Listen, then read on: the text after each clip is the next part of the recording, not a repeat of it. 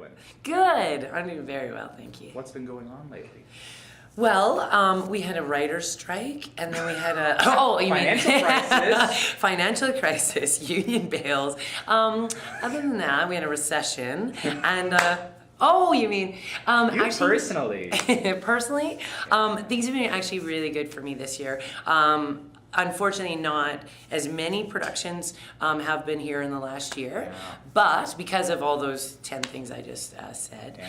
But I've been working on a few local productions, and what that's done for Canadian productions is that the Canadian government has then enticed people with grants and stuff to create more independent films and stuff, right? So I'm not working on big budget pictures, but I'm able to work on those grassroots productions and stuff, which I enjoy a lot.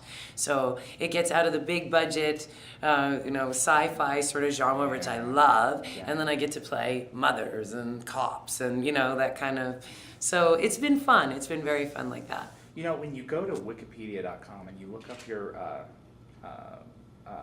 profile, Yeah. it says best known as the Wraith Queen. Yeah. Do you ever feel like, is there ever a fear to you of being pigeonholed into the sci-fi market and only being accessible to the sci-fi market?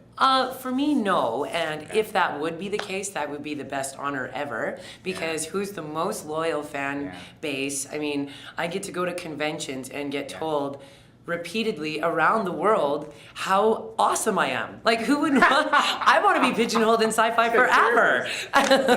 I'm like, please don't kick me out of the club.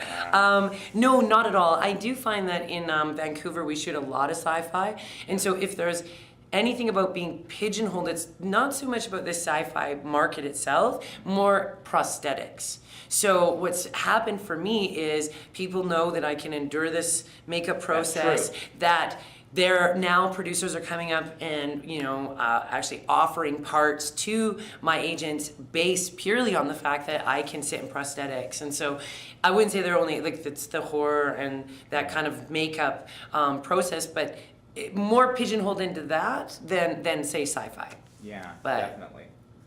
And so I find that a little bit challenging because you can work on a lot of productions and people say, what have I seen you in? And I'm like, have you seen anything scary lately? Anything from outer space?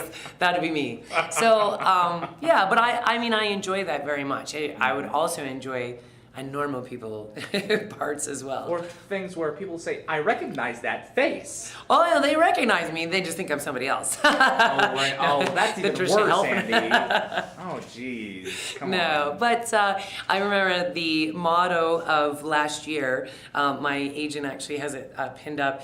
Must book Andee on something her 5-year-old nephew can watch.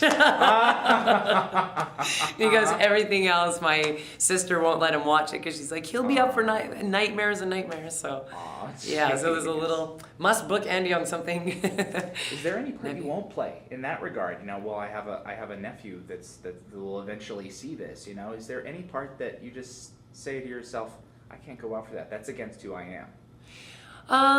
No, there are certain, I wouldn't say that there's something, that I would stand against doing. I think, cinema and art and like I've said before in interviews with you about being one piece of an entire, creation, right? And so I don't see that part as something that's not a creative conglomerate of a lot of different ideas. More so you look at something and say, is that something that I would want, to... I'm totally thinking of a part that I was like, suicide! I was like, no way. It was just what I thought was a sort of a ridiculous concept, and it just would have haunted the actor forever. Can you give us any more of a...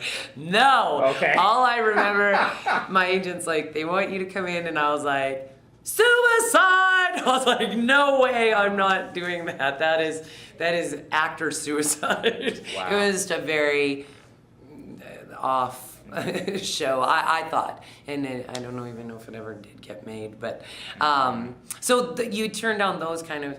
I would turn down those kind of roles versus say, I would take the money. But those kind of roles, I'm like, that's not really part of something creative. That's...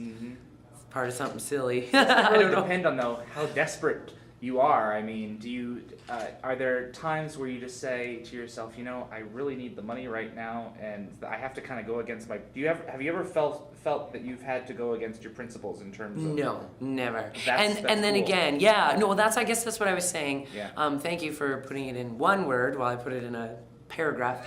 But well, I put it in an epilogue. But is that I don't feel that I would I haven't had to turn things down based on my principles. I've turned them down based on career move, right? If I felt that it was a stepping stone forward or 18 slides back.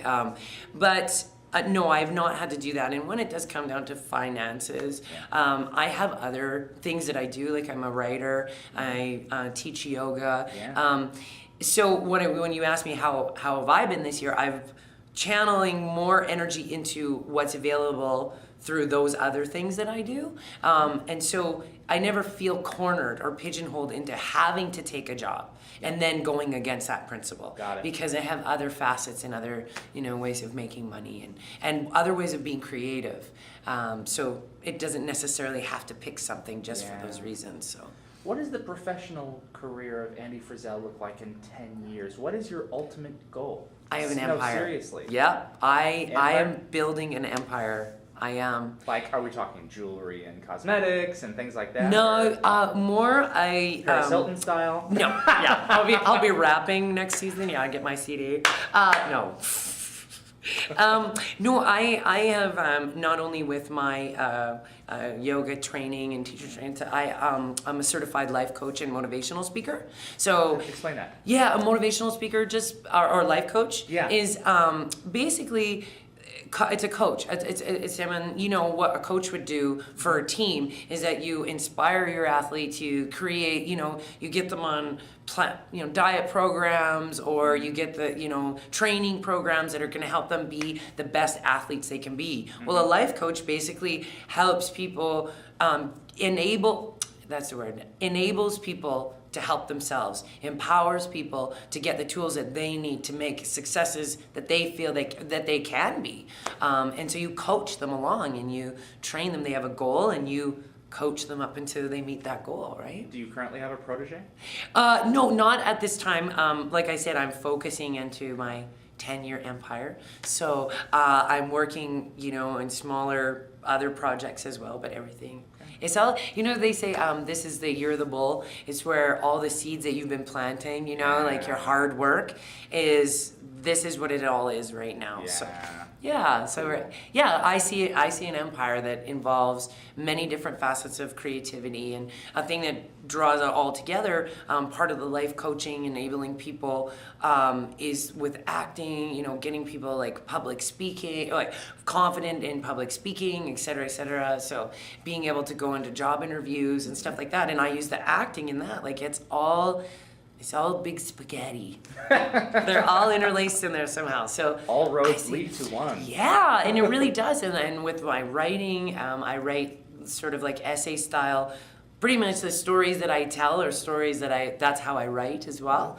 And so, just taking life lessons or things that have happened to me and then writing them. So I see this 10 years, this empire of writing, acting, I don't know. But for us, the Wraith was the big thing for us. Yeah. The last time we saw you. This far. That's right. Last time we saw you, I don't think Allies had even aired. No, I think we were only I think it was second season. I was only at that time. We had just filmed. I think we just filmed it because you asked me a question and I was like, I remember it being like, and the tattoos. And and I was like, I couldn't tell you about it. I remember there was like a spoiler and I was like, no, don't ask me that. Well, you were, aside from one episode, you were the Wraith Queen every single time. Yeah. Yeah. You were that character's identity. Did you see the episode where the other character played? I did see a little bit of it, and when I did see it, that's when I made my theory connection about the height, and to make that storyline believable, the Wraith Queen had to look like Taylor as the Wraith Queen. That's my theory. That was my theory. Like, I don't know if you were in the room when I was talking and someone had asked that question about the last episode. My theory is that to make that storyline believable, they need to have a Wraith Queen that could be similar to Taylor, so that Taylor could look like she could pass for a Wraith Queen. And her and I are, Exactly. it would be very different. It wouldn't have looked very believable. And there was another queen in that episode too. Yeah. With a very distinct face, very different in terms of shape compared to you. How do you think Yeah, that? and like I said, I've seen clips of it. I haven't actually seen the whole thing. So, gotcha. yeah, so what I did see was the one with Taylor, and again, I think that they were trying to make it, that it looked like there's more than one look of a queen, because up to that point, we all look like me, right?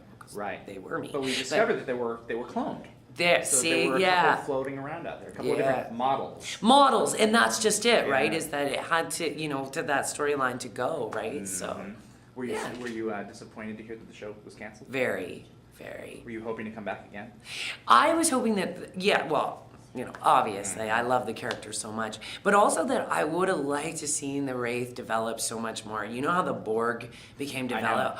I really wanted to see the Wraith really get dissected, and I thought that's where the storylines were going, like especially with the birthing chair and how they were cloned and how, it was telepathy and all of that stuff. So I was really sad to see this story end, because I thought it was the time for the Wraiths to start to shine, and really and because of Christopher and his character, like, we were really starting to come out, and so I was sad to see that. Well, the movie's on its way. But, That's it, exactly. But have you been off? Have they been in contact with you about that? No. But then, like I said, there was hope. other projects going on that I've been doing, that scheduling stuff, but no, unfortunately not, but.